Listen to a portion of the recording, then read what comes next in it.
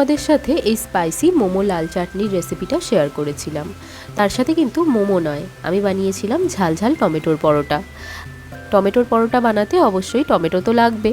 আমি 3টে মাঝারি সাইজের টমেটো নিয়েছি, আর লাগছে 2টো মাঝারি সাইজের পেঁয়াজ, 1 ইঞ্চি আদা, 12 কি 13টা কুচনো কাঁচা লঙ্কা, 4 কোয়া রসুন। একটা প্যানে 1 গ্লাস জল ঢেলে গরম করে নিচ্ছি, আর তাতে টমেটোগুলো চাপা দিয়ে ভাপিয়ে নেব।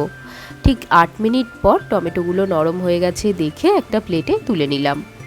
একটা কাঁটা চামচ দিয়ে টমেটোগুলো চিপে নিয়ে টমেটোর ওপর থেকে স্কিনগুলো তুলে নেব।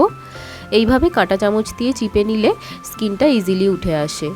একটা মিক্সিং জারে টমেটোটা ঢেলে দিচ্ছি, সাথে দিয়ে দিলাম 1 ইঞ্চি আদা, 4টে রসুন কোয়া, 1 চামচ চিনি, 1 চামচ নুন ও 1 চামচ জিরে গুঁড়ো। সব কিছুর একটা পেস্ট বানিয়ে নিলাম।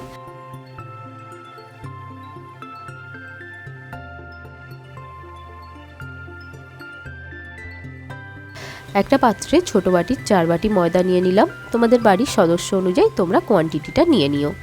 টমেটোর পেস্টটা অল্প অল্প করে ঢেলে ময়দার সাথে মাখিয়ে নিচ্ছি। এইখানে আমি যে ভুলটা করেছি তোমরা যেন করো না। এই জায়গায় ময়দার সাথে 2 টেবিল চামচ সাদা তেল মিশিয়ে ভালো করে ময়াম দিয়ে নেবে, না হলে পরোটাগুলো ঠান্ডা হলে বেশ শক্ত হয়ে যায়। আমাদের বাড়িতে ময়াম দেওয়া লুচি পরোটা খাওয়া হয় না, তো তাই আমি ময়াম দিইনি, কিন্তু টমেটোর পরোটা বানাতে ময়াম দেওয়াটা দরকার। ময়দা মাখার সময় আমি 1/2 চা চামচ নুন ও 1/2 চা চামচ চিনি অ্যাড করেছিলাম। এখন পেঁয়াজ কুচি ও লঙ্কার কুচি অ্যাড করে দিলাম। ময়দার সাথে সবটা ভালোভাবে মাখিয়ে নিয়ে একটা নরম ডো বানিয়ে নিচ্ছি। ওপর থেকে ডোটা যাতে শক্ত না হয়ে যায় তার জন্য একটু সাদা তেল মাখিয়ে রেখেছি। ডোটা ঢাকা দিয়ে 15 মিনিট রেস্টে রেখে দিয়েছি। 15 মিনিট পরে ঢাকা খুলে ময়দাটা একটু মেখে নিয়ে লেচি কেটে নিচ্ছি। লেচিগুলো থেকে আমি পরোটা বেলে নেব।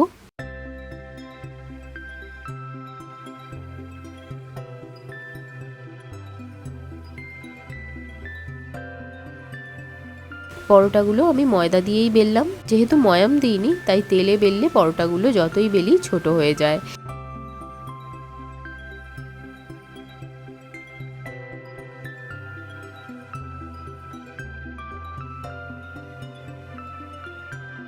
একটা ফ্রাইং প্যান গরম করে পরোটাটা আমি ভালোভাবে সেঁকে নিচ্ছি।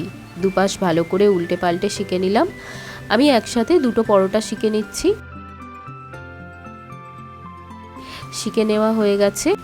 এখন 2 চামচ সাদা তেল ঢেলে দিলাম পরোটার ওপর। এবার পরোটা ভাজার পালা।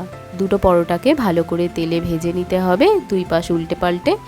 এই রকম বর্ষার বাজারে পরোটা আর চাটনি দারুণ খেতে লাগে। পরোটা 2টো আমার ভাজা হয়ে গেছে, একটা প্লেটে তুলে রাখলাম। এইভাবে সবগুলো পরোটাই আমি ভেজে নিয়েছি।